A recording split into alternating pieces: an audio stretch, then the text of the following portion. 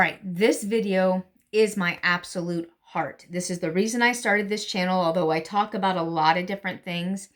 My motivation is in 2007, after my husband's cancer battle, our country was in the grips of a major recession.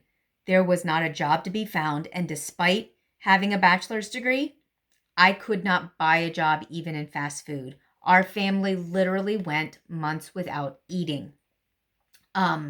Not the whole 2 months, but like we would miss meals. We would have very little to eat. We were hungry. It was between January and May of 2007. We had a couple perks like where we had our tax return, little bursts of money.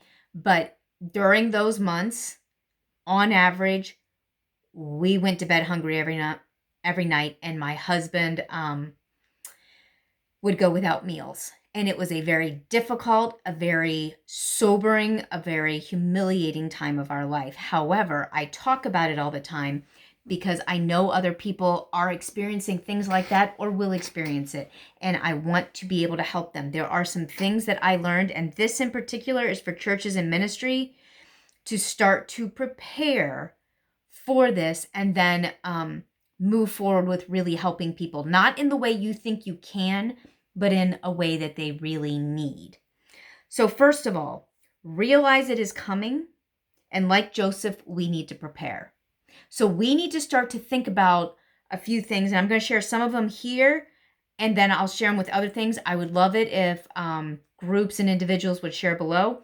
But realize that it's coming. What are you doing right now to get ready?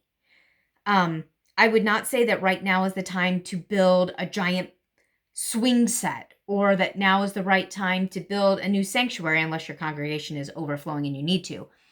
Start to think about how you're going to be able to minister to your congregation and to your community during these difficult times. For example, people who get food stamps cannot buy paper products. They might be able to buy diapers now. I don't know if they changed that. But back when I had to use them for 2 months, because that's how longer we were able to get them, I still couldn't buy diapers. I couldn't buy feminine hygiene products. I couldn't buy toilet paper. I couldn't buy napkins. I couldn't buy paper towels. I couldn't buy Ziploc baggies. Any non-food item, which is fine. They're food stamps. I get it. Food.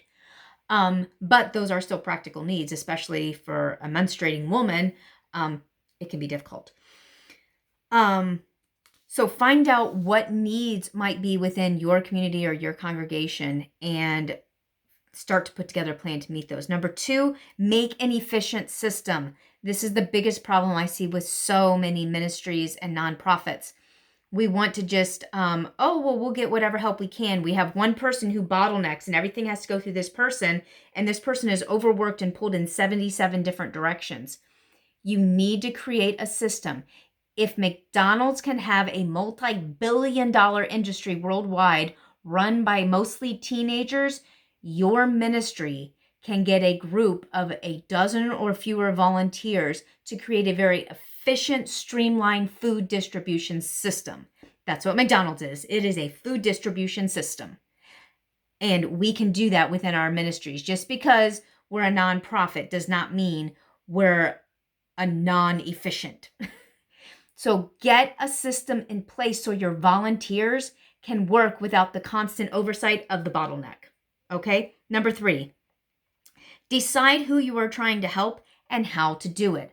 Like I mentioned, people on food stamps would need help with like specific kinds of paper products and maybe small amounts of food. If you're not specific to people on food stamps, if you're just trying to help people in general ways, well, then there's people who need just general food.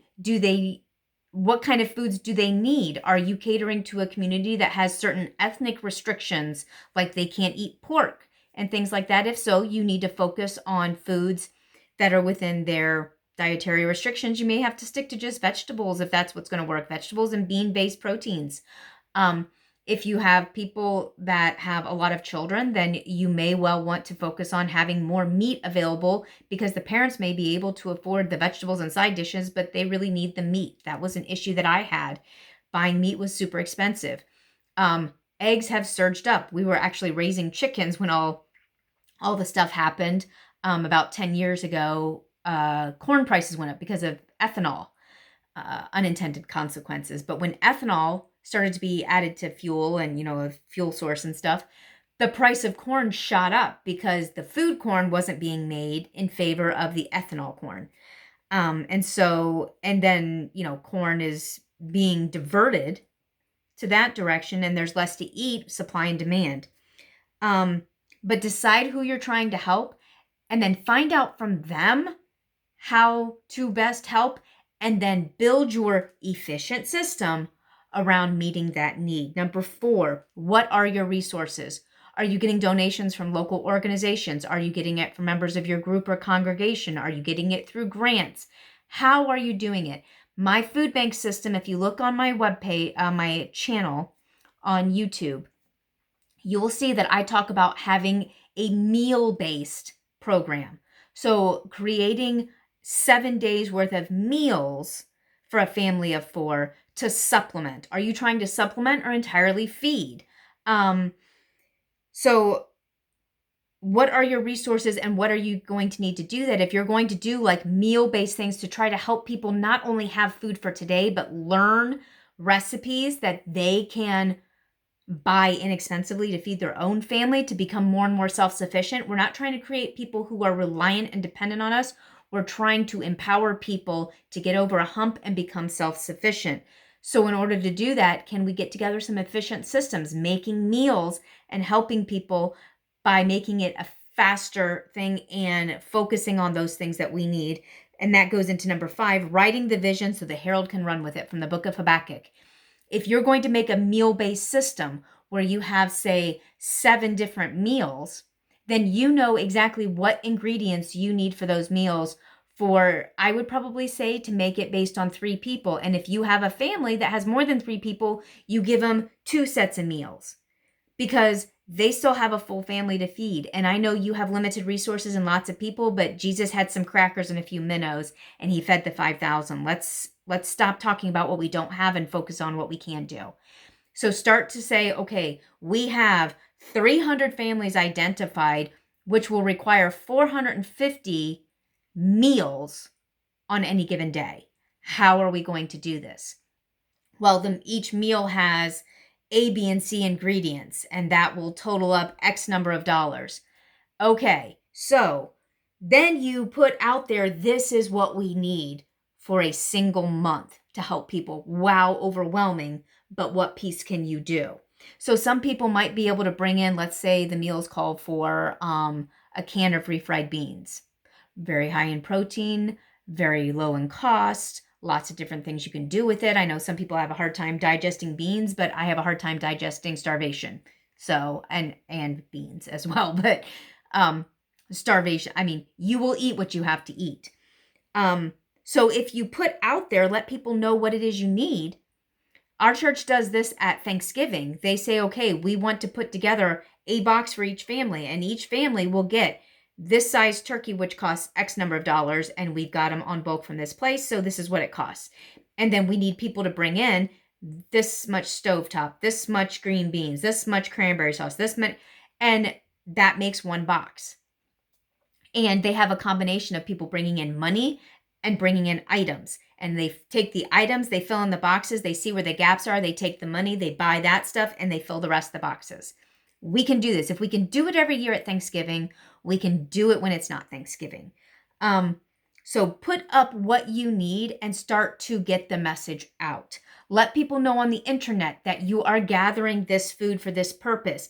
Have members of your congregation or organization. If you're not a church, if you're just a nonprofit, get out there and talk to people. If you're an individual, find out what they need, put together these boxes, and take it to somebody that you know that may not go to that church, that might still be in need.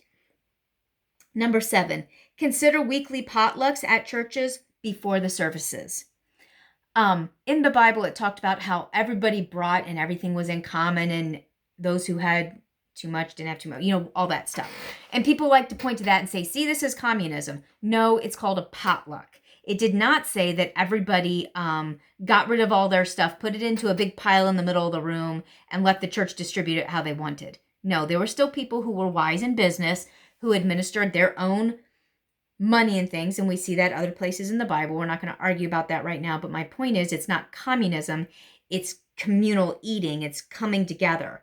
So having there's a church here that for decades, every Wednesday night before their service, they have a free open to the public meal.